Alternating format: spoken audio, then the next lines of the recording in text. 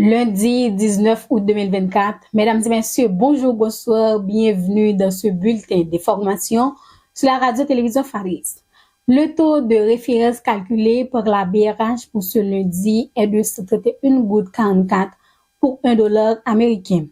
4 présumés trafiquants de drogue ont été arrêtés hier, dimanche 18 août 2024, par la police nationale d'Haïti à Miragouane.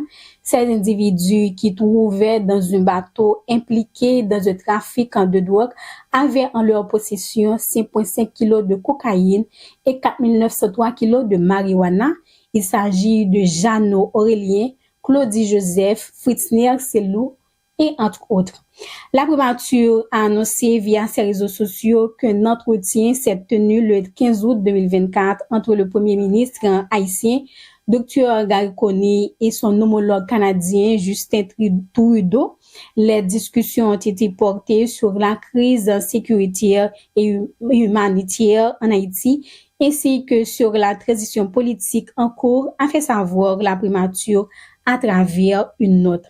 Le Conseil présidentiel de transition et le gouvernement de Gary Coney, en collaboration avec l'Office d'assurance véhicule contre-routier, OAVCT et la Direction générale de la Police nationale d'Haïti, DGPNH, ont lancé un programme spécial pour les policiers. Ce programme, annoncé dans un spot publicitaire diffusé à travers les médias et sur les réseaux sociaux, se déroule du 15 août au 15 septembre. Durant cette période, les policiers ne paieront qu'une année d'assurance, quel que soit le nombre d'années dues. Ensuite, ils bénéficieront gratuitement de toute expertise nécessaire. Dans un communiqué de presse en date 15 août 2024, le ministère à la condition féminine et aux droits des femmes a annoncé une rencontre qui s'est tenue entre la titulaire du ministère et la délégation de la CARICOM en mission dans le pays. Les échanges ont été axés sur la situation générale des femmes haïtiennes dans ce contexte particulier où les gangs armés ne cessent de terrifier la population, dont les femmes et les filles en sont les principales victimes.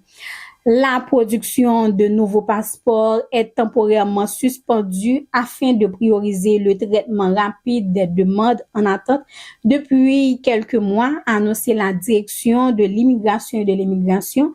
Cette décision entre en vigueur ce 19 août.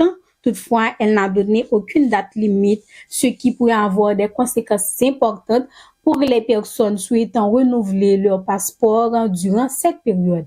À l'international, le secrétaire d'État américain Anthony Blinken est en visite en Israël ce lundi 19 août.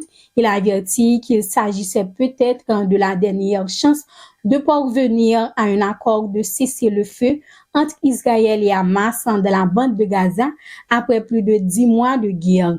Anthony Blinken a également demandé à Israël et au Hamas de ne pas faire dérailler les efforts pour une trêve à Gaza.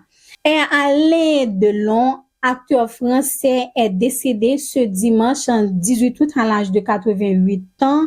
L'annonce a été faite par ses enfants, Alain, Fabien, Anouchka et Anthony, dans un communiqué transmis à l'agence française AFP. Selon les enfants de l'acteur emblématique du cinéma français, il est mort sereinement dans sa maison à Douchy, dans le centre de la France. Fin de ce bulletin d'information. Merci de l'avoir suivi.